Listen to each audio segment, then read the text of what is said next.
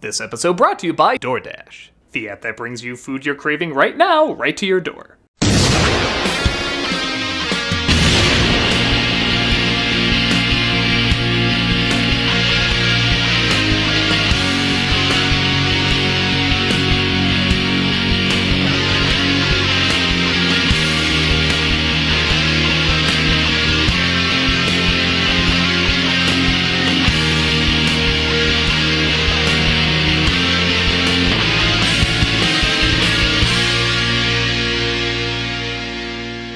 Hello, I'm the Nostalgia Critic. I remember it so you don't have to.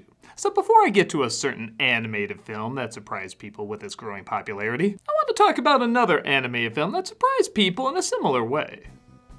With Illumination Studios about to release one of its biggest, if not its all-time biggest hit, I think it makes sense to look back at the film series that put them on the map, Despicable Me and Minions. When you look at the highest grossing movie franchises of all time, there's several names you'd expect to be on there. Star Wars, Harry Potter, Jurassic Park, and so forth. But another franchise that keeps surprisingly making big bucks are these movies. We see those minions all over the place. Even other films have mocked how weirdly iconic they've become. We're about to lose our American deities. So this does beg the question, are they worth all the praise? I mean, I don't know anyone who hates these movies, but I don't know anyone who loves them either. Yet they still keep Illumination as one of the biggest animation studios. So what were they doing right that many of us seem to be missing? Well, let's go back to 2010 for the release of their first film, Despicable Me.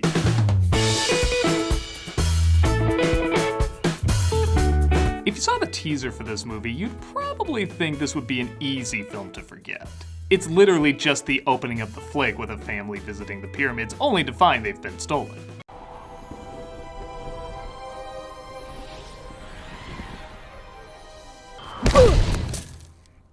It just looked odd. As more trailers came out, people still weren't sure what to think of it. The film centered around a wannabe supervillain named Gru, played by Steve Carell, who's in competition with another supervillain named Vector, played by Jason Segel. When he tricks 3 orphan girls into helping him out with an evil scheme, he finds he actually forms a strong bond with them and may actually want to give up the supervillain lifestyle, all while Vector is becoming more and more dangerous. The film, many said, was the perfect definition of cute. Okay, bedtime. Aww. It had some laughs, had some heart, and the animation was bright and colorful. But audiences, especially kids, fell in love with one particular element, Gru's minions.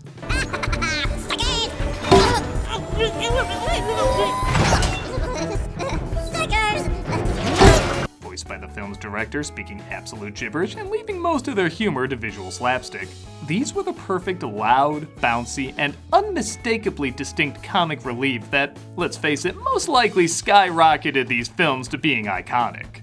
Not at all to say the main characters were bad, because they weren't, they were just very safe and predictable. Are these beds made out of bombs? Yes, but they are very old and highly unlikely to blow up. But try not to toss and turn. The minions, though, spoke a language that only kids seem to fully embrace. Similar to when I was a kid and me and my friends all laughed our off at Happy Happy Joy Joy. Why was this funny to us as children? It just combined the magic formula of silly, weird, and just a little inappropriate. And the minions seemed to do something similar for kids in 2010. This resulted in the film being a surprise hit, so naturally a sequel was in the works. 3 years later, Despicable Me 2 came out, and it's gonna sound weird, but this was kind of the most important sequel in the series. Because the first film did so well and they knew kids loved the wacky humor, they had to decide in the second one, do these movies try to have a lot of heart, lean heavier into the humor, or try to do a balance of both? There's no doubt kids loved the first movie, so whatever direction the second one went in, it was going to be the roadmap for the future of the franchise. And yeah, they went with all jokes. I am Silas Ramsbottom. Bottom. But to the film's credit, it was kind of the perfect time for a just all jokes movie. I can't say 2013 was a bad year, but I do recall people were a little on edge. There was the Snowden stuff, the Boston Marathon bombing, a typhoon in the Philippines. People kind of just wanted to see something light, bright, and colorful, and this movie fit the bill perfectly. Gru is recruited by a spy named Lucy, played by Kristen Wiig, to help her agency recover a dangerous mutagen from an evil genius. At first he refuses, thinking it'll put his newly adopted kids in danger, but he finds he misses the thrill of action. So he agrees to join Lucy to find the super baddie, and yeah, that's about it. While I can't pretend there's no heart in this movie, it clearly takes a back seat to the humor. And you could argue this is the beginning of the film's kind of becoming unfocused. Because they figured out the Minions were the breakout characters, they tried to sneak them in wherever they could, whether it made sense or not. Sometimes they got a laugh, other times they pulled whatever little story was going on to a halt. Like I remember after one of the major action sequences, it suddenly cuts to this.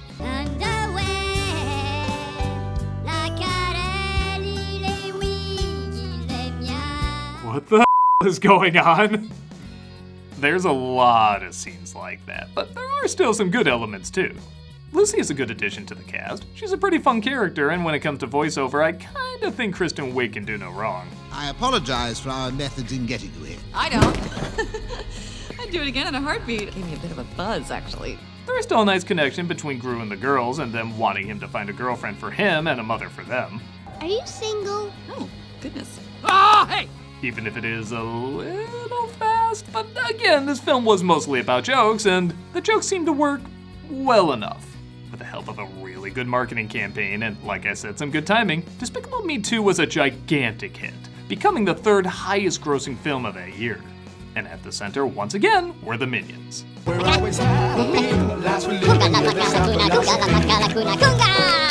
Despite not being the main characters, they were officially the face of the franchise, showing up as mascots, toys, countless merchandise. They were all over the place. So finally, Illumination decided to cut out the middle Gru and just give them their own movie.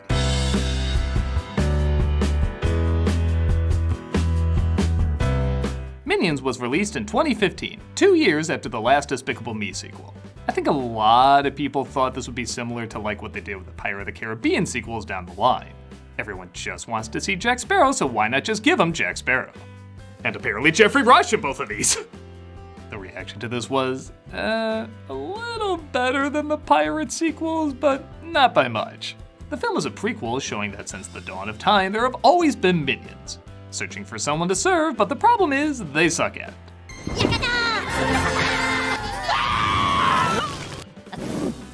That is until the 60s when they see there's a villain con. This is a funny idea, but I really don't think cons were that big in the 60s. At least, not this big, but who cares, splitting hairs.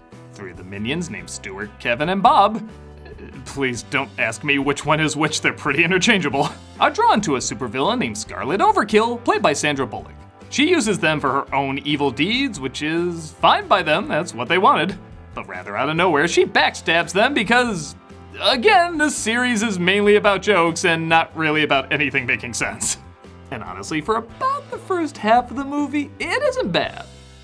The jokes are pretty good, with them accidentally killing anyone they work with, greeting this family of future homicidal maniacs.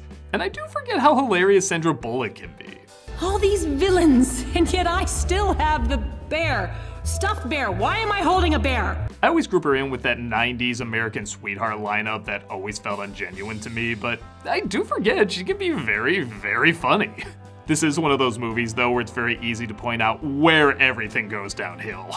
There's a scene halfway through where all they have to do is hypnotize these guards and have them sing a little song.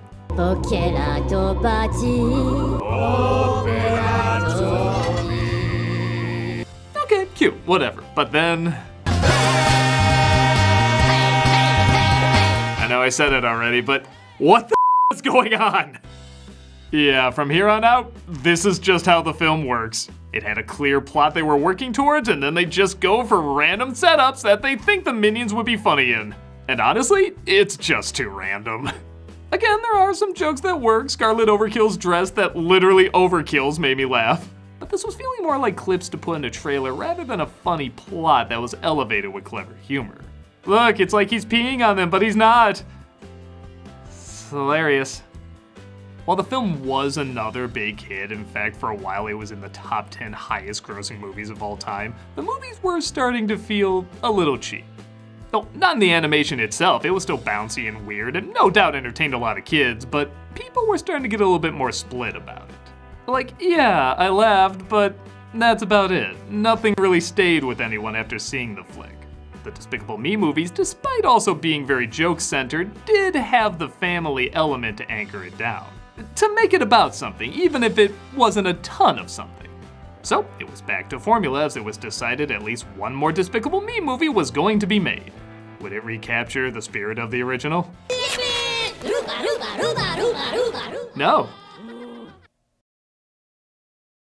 Oh, Buster, you're the cutest little kitty there is. Yes, you are. Yes, you are. You remind me of DoorDash. That's right, Buster. I guess we're talking about DoorDash now. Missing the syrup for your pancakes?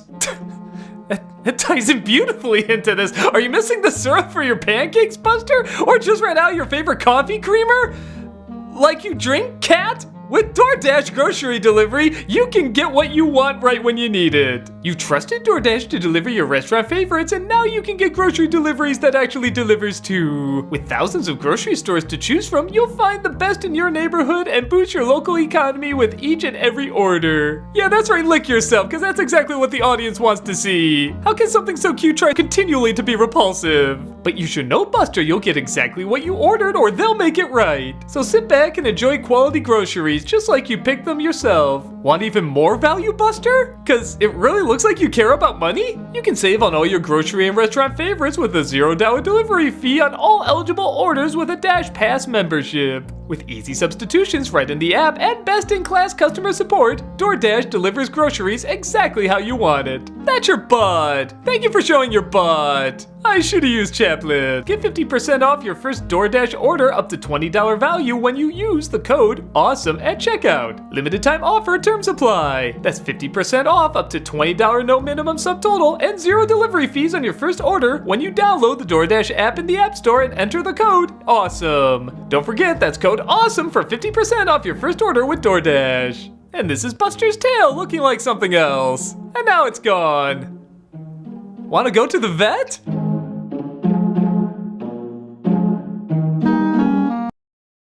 Doug plays Arkham Asylum for the first time ever every Friday on Twitch. We also have content 5 days a week. Hope to see you there.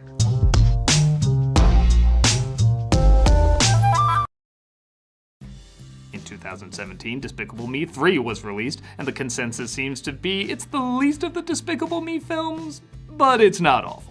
An 80s child star from a show called Evil Brat, voiced by Trey Parker, is obsessed with reliving the good old days and tries to be a supervillain similar to what his character did on his canceled show. Gru and Lucy are called in to take him down, but after things go awry, they're kicked out of the agency. Oh, and also Gru has a brother that looks just like him. Oh, and one of the girls is searching for unicorns. Oh, and another girl is on a date with a boy she doesn't like. Oh, and Lucy is trying to figure out how to be a good mother. Oh, and the Minions are thrown in jail. Okay, you can already see the problem, right? The focus in these movies has been getting worse and worse, and now it's getting in the way of the more heartfelt moments. Gru, for example, teams up with his brother having ulterior motives, but out of nowhere acts way too mean to him. No wonder Dad thought you were such a failure. This just seems like a lame excuse to have a third act breakup. And on top of that, some of these jokes do feel a little dated, even the ones that are supposed to be dated. Like there's a lot of 80s exploitation at a time when that was really dying down. Honestly, the show he was on has more of a 90s vibe. Doesn't it feel a lot more like Pinky and the Brain? I do think some 90s throwback would have been a little bit more timely and fun. Also an animated film where the villain is playing the song Bad while doing an evil deed. How can you not think of Megamind when you see that? But again, the film isn't awful. It does at least try to give everyone an arc to go through, some work, some don't. The Minions, despite having a B story that accomplishes very little, are very funny. You think they're gonna be eaten alive in prison, but they actually end up owning the place. That's pretty hilarious. Get that back! And then there's just an overall sense of harmlessness. When a joke failed, it didn't make you laugh, but it didn't make you angry either. There was a sense of trying that was coming through. It just, once again, had trouble keeping its eye on one thing as opposed to a ton. With that said, the box office still showed this franchise wasn't done yet. It didn't make as much as Minions, but it did make more than its previous sequel. So, logically, let's make a sequel to the one that made more money.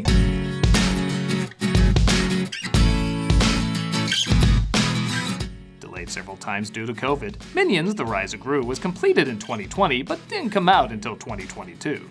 And by this point, people knew what to expect. This was clearly just an excuse for jokes, imaginative humor, nothing remotely deep, and once again, people were ready to play along. The film picks up 8 years after the last Minion movie as a young Gru, who does not look 8 years older from the last film, takes the minions in hoping they'll help him be a part of the Vicious Six. Who let the kid in? I thought he was a tiny man. What's wrong with you? Gru steals a magical stone from them until they change their mind, and all sorts of crazy things happen with that stone, and face it, you don't care. With the Despicable Me movies, you might get a bit of investment if you're lucky, but with the Minions films, you're just here for lazy YouTube clips. But as lazy YouTube clips go, it is better than the last Minions movie. There's some fun moments with characters turning into various animals and monsters and meeting people to help them control these new abilities. The animation is easily the best it's ever looked in these films. I mean, look at the backgrounds in half of these scenes compared to the backgrounds in the first movie. It's impressive how far the technology has come in what's basically an expensive Tiny Toons flick. But hey, Tiny Toons made a flick that was nothing but jokes and was kind of fun, and this is similar. Rather than pretend the films are not unfocused, in this one, they just lean heavy into it. There's a sequence where all they have to do is fly to get to the main villains, but this turns into a whole routine where we see them as 70s pilots and flight attendants, and it could easily be cut out. However, you would miss some good laughs.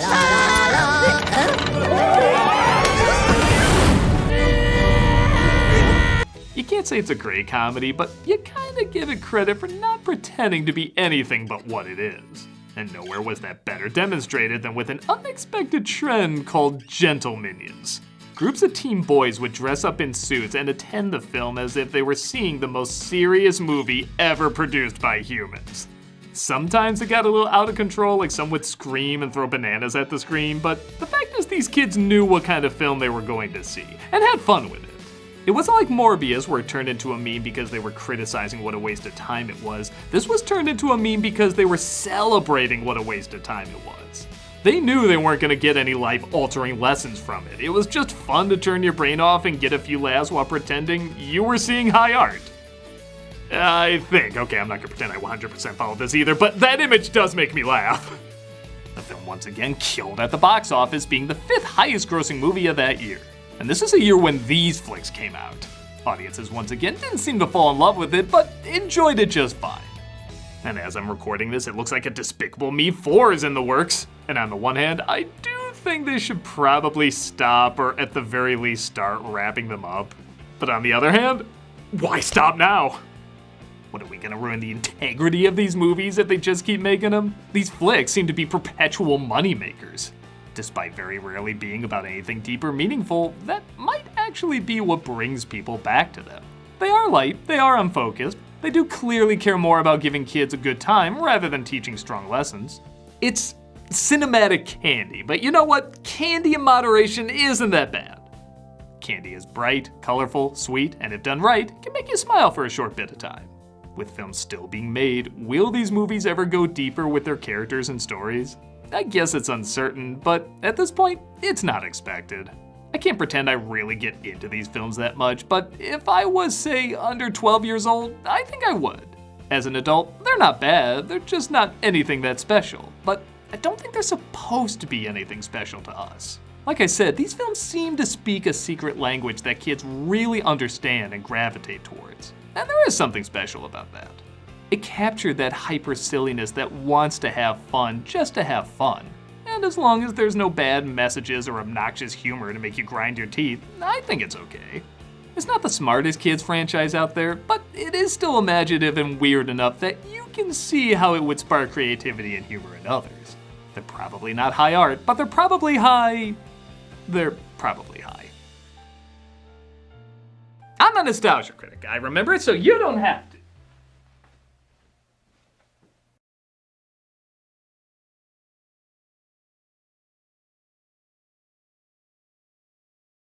Bottom.